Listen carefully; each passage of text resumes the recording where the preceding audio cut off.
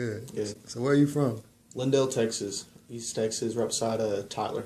And what's the most memorable part about being from Lindale, Texas? Ooh.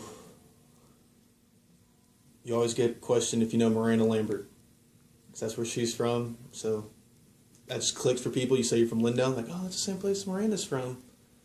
And so that's probably the most memorable thing about Lindale.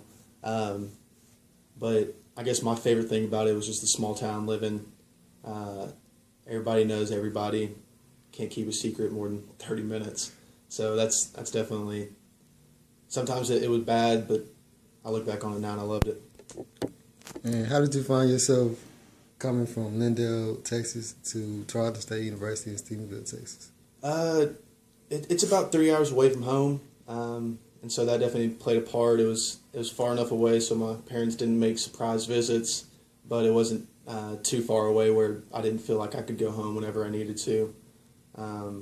It was cheaper than a lot of other schools, and I came here with the plan of walking onto the football team, but after the first couple weeks of trying to do that and speak to people, I just decided it wasn't for me, and I was going to go my own route here at Tarleton.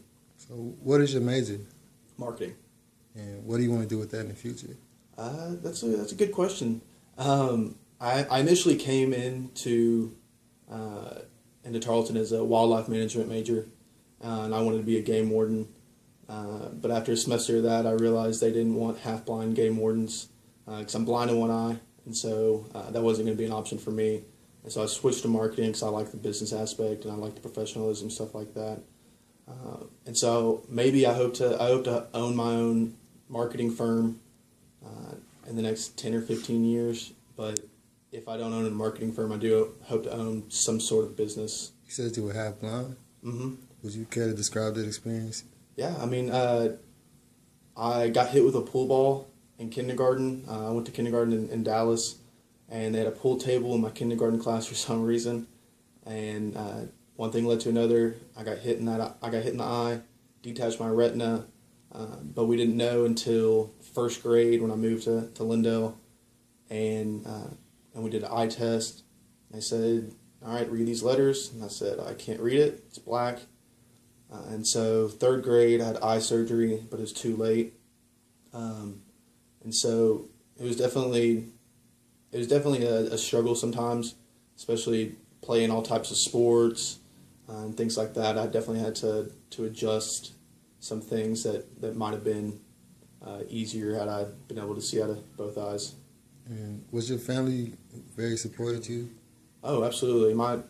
That's one thing I can't knock on them is they absolutely supported me in anything and everything I did, no matter what it was. And so I was definitely blessed to have parents that were always there for me and always supported me and everything. Who would you say was your biggest inspiration, and who was your role model or your hero? I would say my hero is my dad, definitely, because during my 8th grade, so going out of junior high into high school, we went through a couple rough patches with jobs and stuff like that. And through all of that, through him going through multiple jobs and things like that, he did whatever it took to put food on the table for us. We had definitely grown accustomed to a certain lifestyle, but he did everything that he possibly humanly could to keep up with that and to make sure that we weren't feeling any less than what we did before, and he kept a smile on his face through the whole thing. And so his perseverance and good attitude and character definitely made him my role model and still does today. Do you consider yourself a role model?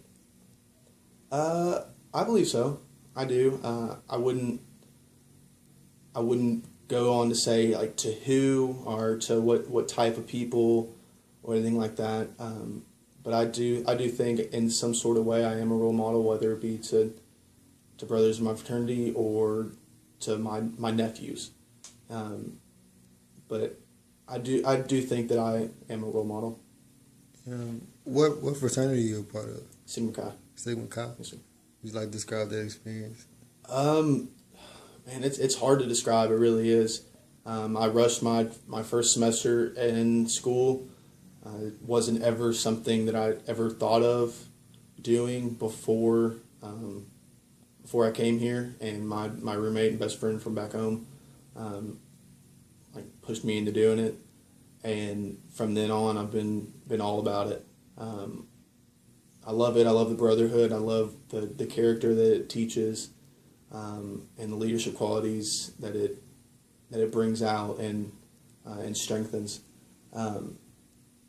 So last spring, a little less than a year ago, I got voted into president of Sigma Chi here. Congratulations. Thank you very much. Appreciate it. And so I thought I knew what Sigma Chi was about before that, and I had no idea.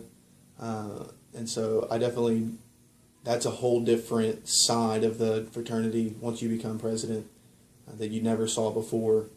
But it's definitely made me grow up even more, and it's made me learn or teach myself what a leader in that position is supposed to do, whether it comes from trial and error or anything as such. How important do you feel it is to be a leader?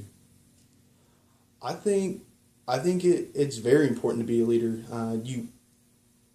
Before you become a leader, though, I know that you have to be a follower, and I'm a firm believer in that. But it becomes a point to where you have to choose what you're following, who you're following, and you have to assure yourself that what you're doing, who you're following, is leading you to be a leader in the future. You can be a bad follower and you can be a good follower, and you can be a follower for too long. But I think it is very important to take that role as a leader in whatever organization or whatever role that it may be. And do you think there's a certain time to be a leader, or is there a feeling that I have to step up, or is it just like, do you get called? Sometimes you get called, and I think that's when some of the greatest leaders come about, is when they get called on, and they take it with a grain of salt and they go full force at it. But there are also times that you have a feeling that you need to do something.